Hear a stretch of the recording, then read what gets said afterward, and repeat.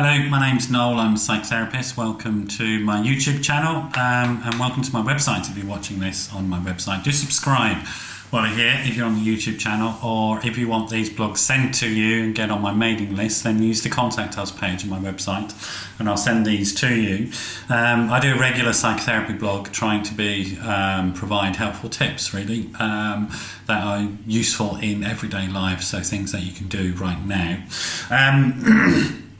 I'm always up for feedback on these, whether they're helpful or not, and suggestions for new blogs that I can sort of do. So do leave some sort of comments underneath the video if you're on the YouTube channel or on the website itself, on the blog. Just want to think about a couple of things with you around relationships and improving connection in relationships. The first step is, if there's been a breach in the connection between you and your partner, your intimate partner, is think about healing that breach.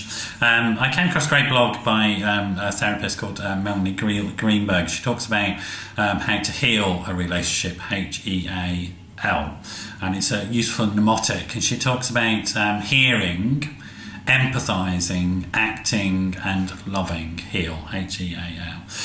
So hearing, if you've got a breach in a relationship, start the work now of actively listening to your partner and empathising with them from their perspective, what it must be like for them rather than your own hurt and pain.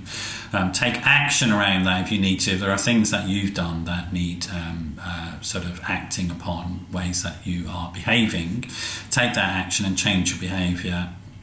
And then love that person. So think about the positive things that you remember from the relationship. You may be very angry with the person right now, but think about the positive things, the positive characteristics of that person that drew you to them, and begin to sort of repair the breach in the relationship. So heal is a very good sort of mnemonic, I think, and a very good way of looking at how you can repair a damaged relationship.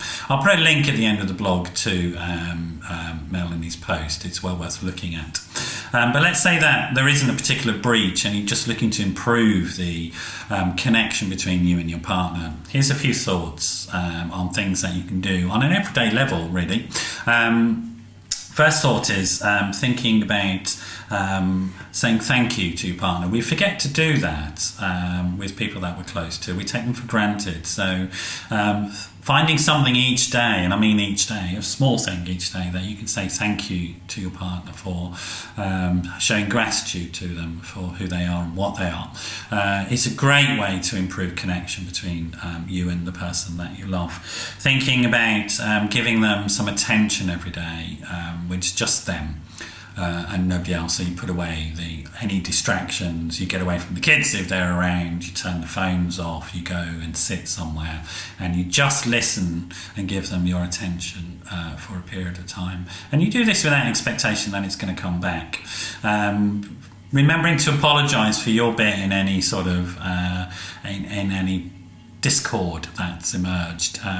You don't have to justify yourself or your behaviour, but actually taking responsibility for yourself and your own, what we do, we call it keeping your own side of the street clean. Don't try and clean somebody else or tell them how to live their life or your partner, but just take responsibility for your side of the street. It's amazing what happens when you do that, actually.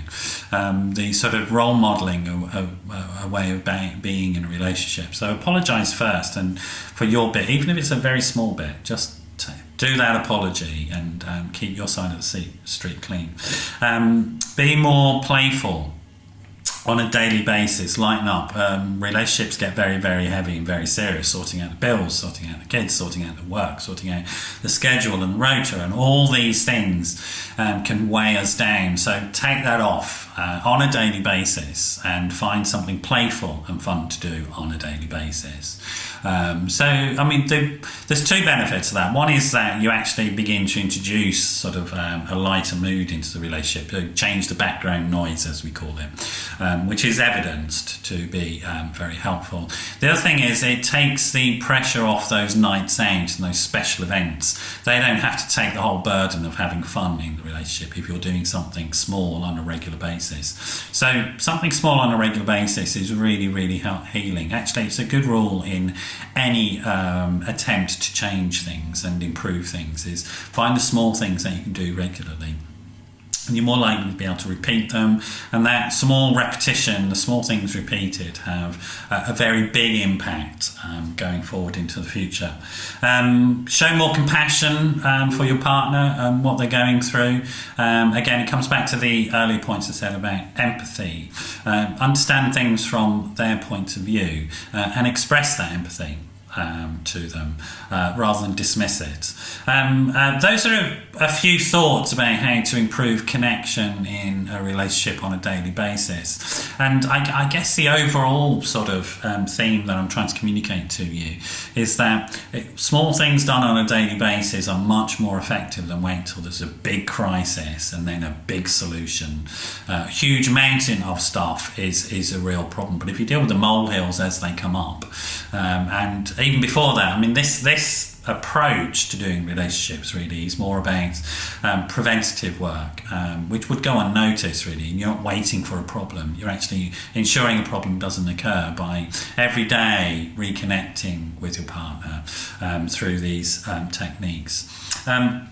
One thing that I've saved till last, really, I think is really important, is managing that physical sort of emotional intimacy between you and your partner. And so I'm going to suggest that so probably the most important thing you do on a daily basis is ask for a hug. It's as simple as that, and it's so powerful that physical, non-sexual physical connection produces such a strong feeling of connection between people. Now, expect to be knocked back by your partner, maybe, on this one. They might say something silly, they might reject you, but persist in this one.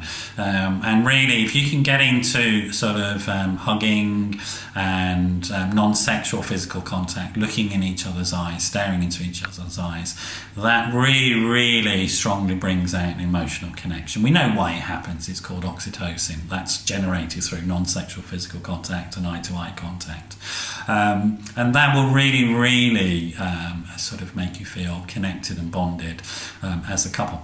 I hope that's been useful. I will put a link to Melanie's other post because I think it's great, her work, and it's well worth having a look at. I hope that's been useful. Do leave me some commentary at the end of the video or on the blog on the website. It'd be great to hear from you. I do a lot of couple counselling, so if you're interested and you want some sort of regular work or some specialist work within your relationship, please do give me a call. 07 506 319 745. That's 07 506 319 745. Great to have you here, and I hope to see you another time. Bye bye.